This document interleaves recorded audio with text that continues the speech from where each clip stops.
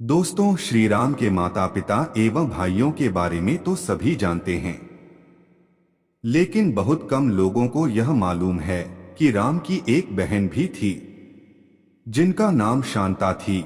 वे आयु में चारों भाइयों से काफी बड़ी थी। उनकी माता कौशल्या थी। ऐसी मान्यता है कि एक बार अंगदेश के राजा रोमपद और उनकी रानी वर्षिणी अयोध्या आए। उनको कोई संतान नहीं था। बातचीत के दौरान राजा दशरथ को जब यह बात मालूम हुआ तो उन्होंने कहा, मैं अपनी बेटी शांता आपको संतान के रूप में दूंगा। यह सुनकर रोमपद और वर्षिणी बहुत खुश हुए। उन्होंने बहुत स्नेह से उसका पालन पोषण किया और माता पिता के सभी कर्तव्य निभाए। एक दिन राजा रोमपद अपनी पुत्री से बातें कर रहे थे। उसी समय द्वार पर एक ब्राह्मण आए और उन्होंने राजा से प्रार्थना की कि वर्षा के दिनों में वे खेतों की जुताई में राज दरबार की ओर से मदद प्रदान करें। राजा को यह सुनाई नहीं दिया और वे पुत्री के साथ बातचीत करते रहे।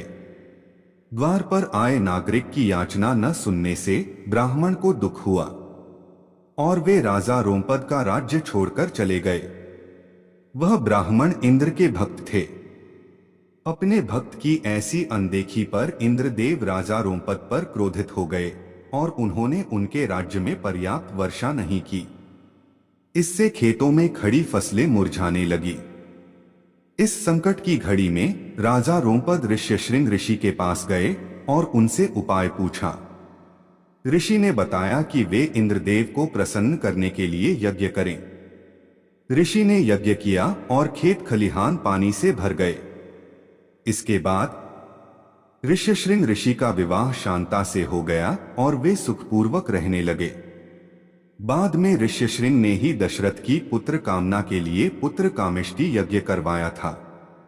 जिस स्थान पर उन्होंने यह यज्ञ करवाया था वह अयोध्या से लगभग 39 किमी पूर्व में था और वहां आज भी उनका आश्रम है और उनकी तथा उनकी पत्नी की समाधियां भी मौजूद हैं।